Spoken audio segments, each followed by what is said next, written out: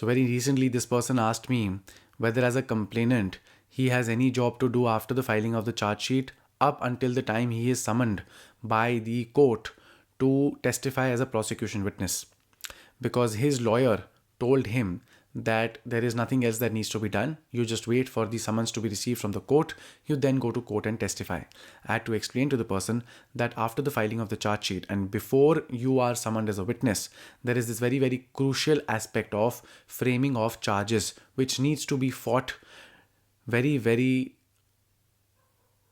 diligently by the complainant as much as the accused.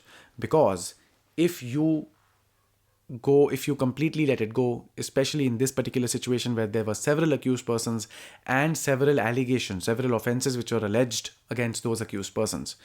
If that is the case, then the court, there is a good chance, might discharge one or two or three sidekicks of the accused persons and may just charge maybe the main accused persons. There is also a very, very good chance that the judge might remove a couple of the allegations and say that these maybe offenses are not made out.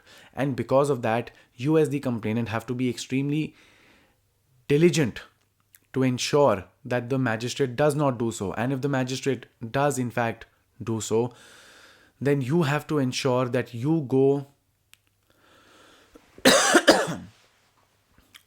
and challenge that order of the magistrate, either discharging or removing any of those sections before the sessions court, and ensuring that the full extent of the criminal justice system is invoked against the accused persons.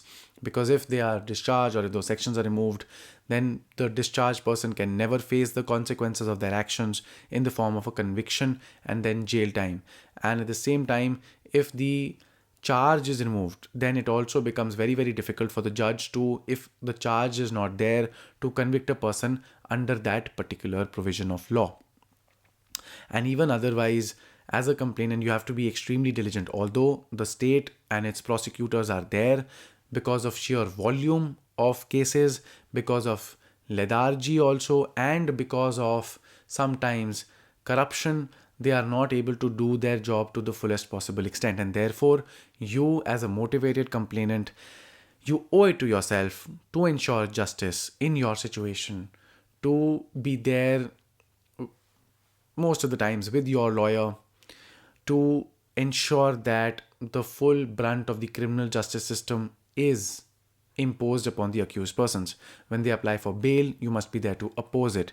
When the police is not doing something, you file applications for monitoring of investigation, you file application for taking documents on the record, you ensure that the police do their job. And when the charge sheet is filed, after that, you go and oppose tooth and nail any application, any efforts on the part of the accused persons to get a discharge or to get some sections removed. And after that, of course, you have to be well prepared and ready to testify in the court. Remember that if there are inconsistencies between your statements under section 161 CRPC, 164 CRPC, and the testimony that you're giving in court, there is a good chance that the court will acquit the accused persons. And if the accused person enters defense evidence, appears as a witness himself, you have to ensure that when the state prosecutor is cross-examining the accused person, you are fueling the prosecutor with the appropriate questions, because again, the prosecutor does not have so much time. You will have to prepare the right questions so that the prosecutor can confront the accused person with those questions. Sometimes the defense lawyer is also allowed to. There are several judgments which say that you don't have a right to conduct the entire trial by yourself as a complainant counsel, especially in a police investigation matter. However, the defense counsel, the complainant counsel is allowed to assist the prosecutor. So to whatever extent the prosecutor allows you to help him or her, you extend that benefit, you extend that help to the prosecutor. Be diligent. That really helps you in ensuring that you get justice at the end of the day.